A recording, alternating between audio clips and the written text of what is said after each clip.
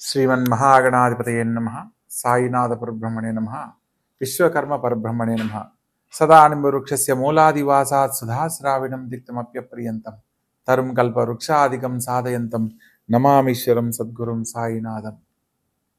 ముఖ్యంగా మనము ప్రస్తుత కాలంలో వివాహ జీవితానికి సంబంధించి జ్యోతిష్ శాస్త్ర రీత్యా ఒక్కొక్క రాశి వారు కొన్ని సందర్భాలలో అనుకోని కళ్యాణ సమస్యలను ఎదుర్కొంటూ ఉన్నారు. కొందరి జీవితాలలో కళ్యాణం కాలేదని ఒక సమస్య అయితే, కొందరి జీవితాలలో కళ్యాణం అయిన తర్వాత సమస్యలతో ఇబ్బంది పడుతున్న వారిని మనం చాలామందిని గమనించాం.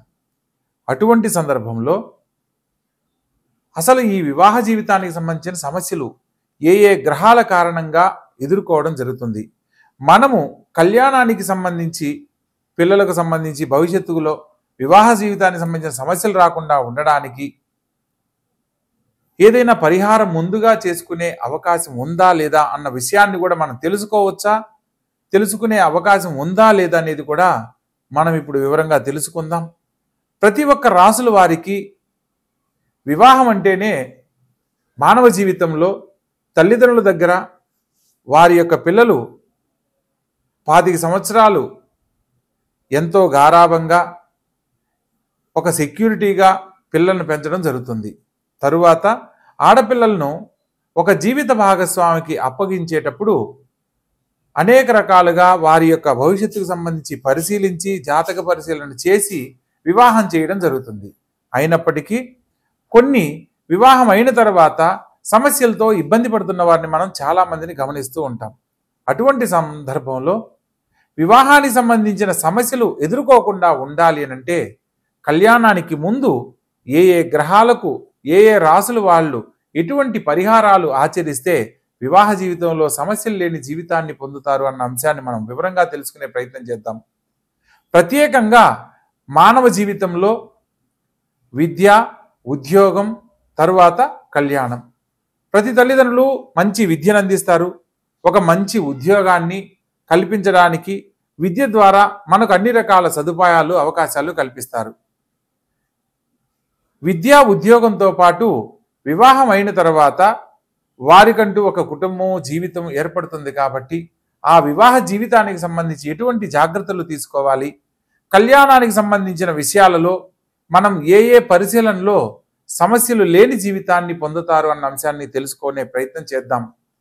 ప్రత్యేకంగా ప్రతి ఒక్క కళ్యాణానికి సంబంధించి ప్రతి ఒక్కరి జీవితంలో వివాహానికి సంబంధించి వధూవర పొందనలు పరిశీలించేటప్పుడు వధూవర గణనమేళ చక్రం అని ఒకదాన్ని పరిశీలించి దాంట్లో అష్టకూట వర్గం అంటారు.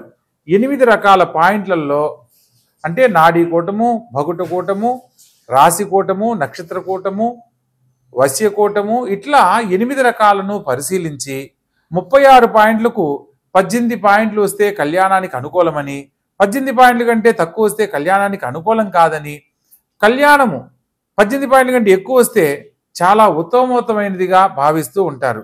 కానీ జ్యోతిష్ శాస్త్రం ప్రకారము ప్రతి ఒక్కరి జీవితంలో వివాహానికి సంబంధించి వీరికి వివాహం చేయవచ్చు అని తెలుసుకోవడానికి ఒక సాధారణ పట్టిక మాత్రమే. ప్రత్యేకంగా సప్తమ స్థానాన్ని, కలత్ర స్థానాధిపతి ఉన్న స్థానాన్ని బట్టి మాత్రమే వివాహ జీవితంలో వారు ఎటువంటి స్థితిగతులు పొందగలరో వివరంగా తెలుసుకోవడానికి అవకాశం ఉంటుంది అనేది జ్యోతిష్ శాస్త్రం పరిజ్ఞానం ఉన్న మాలాంటి వారు మాత్రమే దీని గురించి పరిశీలనలో వివరంగా తెలియజేయడానికి అవకాశం ఉంటుంది. జ్యోతిష్ శాస్త్రంలో మనకు ఏదైనా ఒక పంచాంగం కొన్నప్పుడు అందులో వధూవర గణనమేళ చక్రం అని వధువు యొక్క పట్టిక నిలువుగాను వరుడి యొక్క పట్టిక అడ్డంగాను నిర్మాణం చేసి అందులో కొన్ని సంఖ్యల ఆధారంగా ఈ యొక్క లైన్కి ఆపోజిట్ లైన్లో వరుడి యొక్క నక్షత్రాన్ని బట్టి ఒక సంఖ్యను కేటాయించి వీరికి ఇన్ని పాయింట్లు వచ్చాయని చెప్పి చెప్పడం జరుగుతుంది. కేవలం పాయింట్లతోనే వివాహ జీవితాన్ని నిర్ణయించకూడదు అన్న సత్యాన్ని తెలుసుకొని వివాహానికి సంబంధించి వారి ఇరువురి జాతకాలలో సమస్యలు లేని జీవితాన్ని అందించాలి అని అంటే ఏదైనా జాతకంలో దోషాలు ఉన్నప్పుడు దోషాలను ప్రత్యేకంగా వాటి యొక్క పరిహారాలను ముందుగా తెలియజేసి ఆ తర్వాత వివాహం చేయడం వల్ల సమస్యలు ఉండవు అనేది తెలుసుకోవాలి. ప్రత్యేకంగా మనం ఇన్ని రకాలుగా చెప్తున్నాం. పాయింట్లను బట్టి పరిశీలన చేస్తాం. అదేవిధంగా జ్యోతిష్ శాస్త్రంలో జాతక చక్రాన్ని బట్టి పరిశీలన చేస్తాం. కానీ మరొక తెలుసుకోవాల్సిన విషయం ఏంటంటే, ఎప్పుడైతే ఆడపిల్ల మెచ్యూర్ అవుతుందో, పుష్పవతి అయిన తర్వాత ఆ రోజు ఉన్న నక్షత్రము చేసుకునే భర్త నక్షత్రం ఒకటి కాకూడదు. ఇది జ్యోతిష్ శాస్త్రంలో సప్తమ స్థానాన్ని బట్టి మనం చెప్పడానికి లేదు. అదే వధూవరుల గణనవేల చక్రాన్ని బట్టి చెప్పడానికి లేదు. మనం ఎన్ని రకాలుగా చూసినప్పటికీ కూడా ఈ యొక్క విధానంలో కూడా అమ్మాయి యొక్క మెచ్యూర్ అయిన రోజు ఉన్న నక్షత్రము చేసుకునే భర్త నక్షత్రం ఒకటి కాకూడదు. అలా ఉన్నప్పుడు మాత్రమే వివాహం చేయాలి. అదేవిధంగా జన్మలగ్నానికి ఆ అబ్బాయి కానీ అమ్మాయి కానీ పుట్టిన జన్మలగ్నానికి అష్టమ లగ్నం అనేది వివాహానికి పనికిరాదు అన్న అంశాన్ని తెలుసుకొని వివాహం చేయాలి. ఊరికినే ఏదో పాయింట్లను చూసేసి వీళ్ళిద్దరికి కళ్యాణం సెట్ అయింది, అమ్మాయి నక్షత్రానికి అబ్బాయి నక్షత్రం సెట్ అయింది అనేది సరైన పద్ధతి కాదు. ఒక 100 ఏళ్ల జీవితాన్ని పిల్లలకు అందిస్తున్నాము అంటే దానికి విశేషమైన పరిశీలనలో మాత్రమే ఖచ్చితంగా వారికి అటువంటి వైవాహ జీవితాన్ని అందించగలుగుతున్నాం. పూర్వకాలంలో కుటుంబంలో జాతకాల రీత్యా ఒక పెద్దవాళ్ళు అటు 7 తరాలు ఇటు 7 తరాలు వాళ్ళ యొక్క వంశాంకురాన్ని పరిశీలన చేసి ఆ ఇంటి పిల్లను కళ్ళు మూసుకొని వివాహం చేసుకొని సుఖ సంతోషాలతో జీవించిన వాళ్ళు ఉన్నారు. ప్రస్తుత కాలంలో 36 పాయింట్లకి 33 పాయింట్లు వచ్చి 3వ రోజు విడిపోయిన వాళ్ళు ఉన్నారు. మా అమ్మాయికి జాతక చక్రం చూసామండి, 36 పాయింట్లకి 33 పాయింట్లు వచ్చాయి, చాలా అద్భుతమైన సంబంధం అని చెప్పి అంటారు.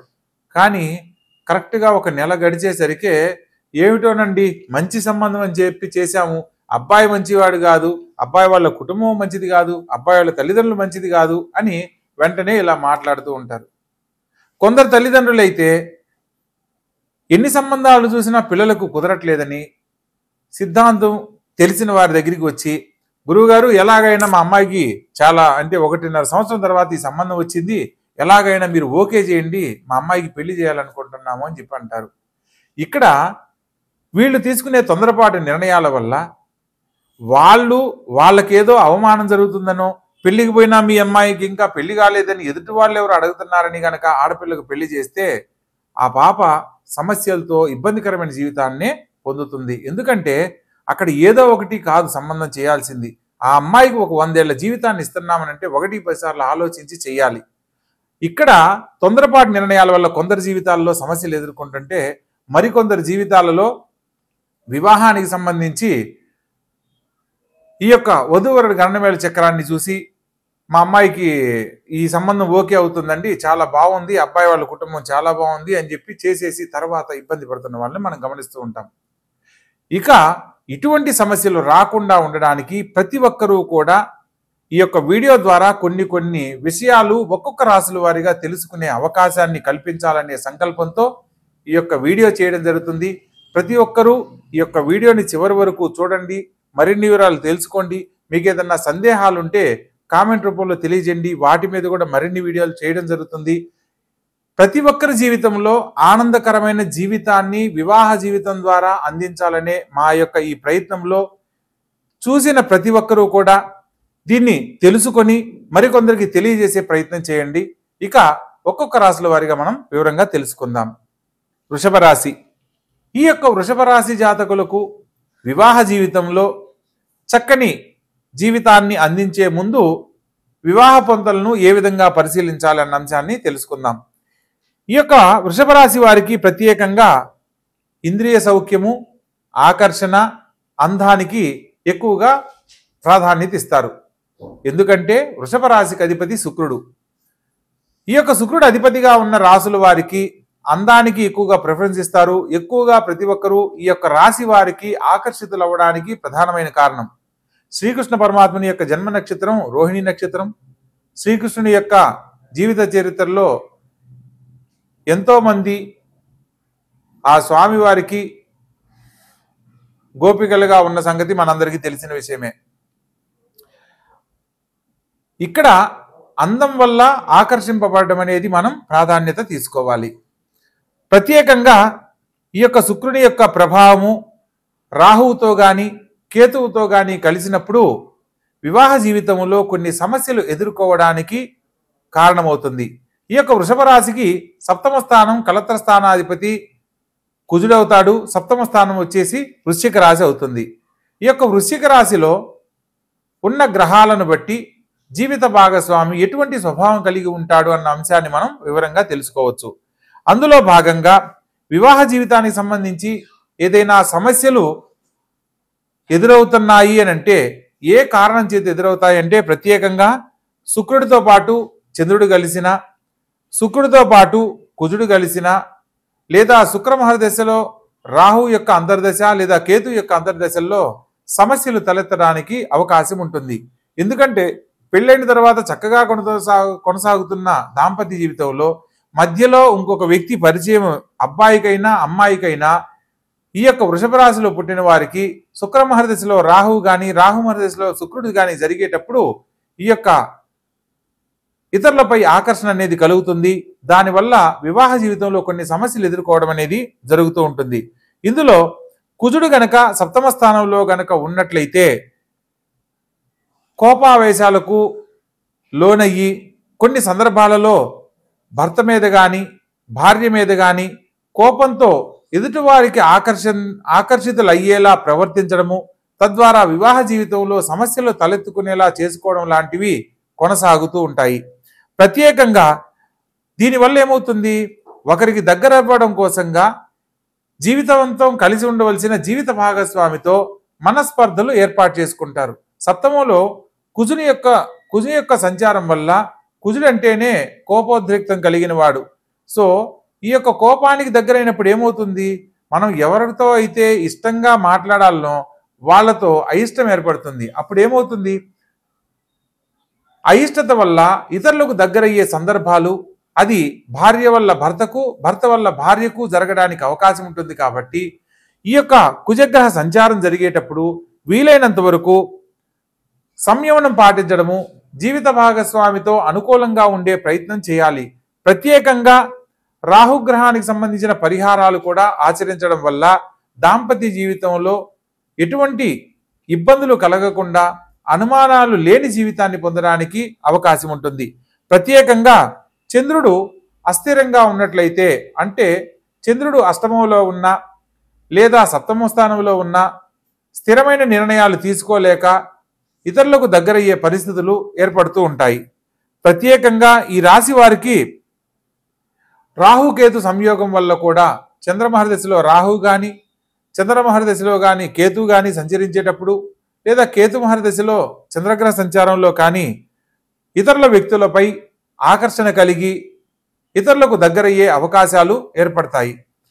ప్రత్యేకంగా శుక్రదశలో రాహు యొక్క అంతర్దశ జరిగేటప్పుడు, కుజగ్రహ దశలో శుక్రుని యొక్క అంతర్దశ జరిగేటప్పుడు, చంద్రమహర దశలో రాహు యొక్క అంతర్దశ జరిగేటప్పుడు ఇతరులపైన ఆకర్షణతో భావోద్వేగాలతో దగ్గరయ్యే అవకాశాలు ఏర్పడుతూ ఉంటాయి. వివాహ సమయంలో జరుగుతున్న దశ అంతర్దశలను పరిశీలించి ఆపై వివాహానికి సంబంధించి సుముహూర్తాన్ని నిర్ణయించినట్లయితే సమస్యలు లేని జీవితాన్ని, వివాహ జీవితంలో ఆనందకరమైన జీవితాన్ని పొందడానికి అవకాశం ఉంటుంది. కాబట్టి ఈ యొక్క వృషభ రాశి వారికి జాతకరీత్యా శుక్రగ్రహానికి సంబంధించిన శాంతి పరిహారాలు తప్పనిసరిగా చేసుకోవాలి. ఎందుకంటే ఆకర్షణకు కారణమైన ఈ యొక్క శుక్రుడు కళత్రకారకుడు కాబట్టి శుక్రగ్రహానికి సంబంధించిన జపము, దానము, హోమము జరిపించి ఆ తరువాత వివాహ ప్రయత్నం చేసినట్లయితే జాతకం రీత్యా వివాహ జీవితంలో సమస్యలు లేని జీవితాన్ని పొందడానికి అవకాశం ఉంటుంది.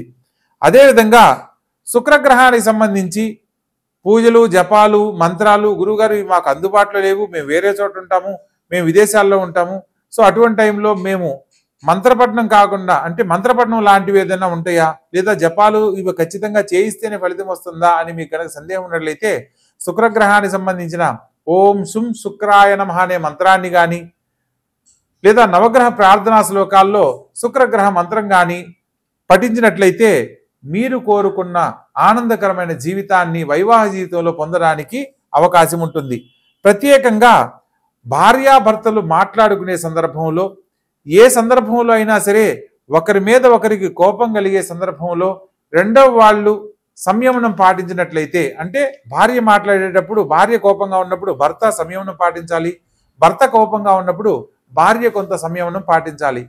అలా గనక ఉన్నట్లయితే శుక్రగ్రహ శాంతి జరిగి ఆ కుటుంబంలో అన్యోన్య దాంపత్యంతో వాళ్ళు జీవితకాలం ఆనందంగా కొనసాగడానికి అవకాశం ఉంటుంది. కాబట్టి ఈ యొక్క గ్రహానికి సంబంధించిన దశలు అంతర్దశలు జరిగే సందర్భాన్ని బట్టి కూడా వివాహ జీవితంలో సమస్యలు వచ్చేదానికి అవకాశం ఉంది. కాబట్టి ఆయా పరిశీలనలో మంచి జీవితాన్ని ఈ యొక్క వృషభ రాశి వారికి అందించే ప్రయత్నం చేయండి. ఆనందకరమైన జీవితాన్ని వివాహ జీవితంలో అందించండి.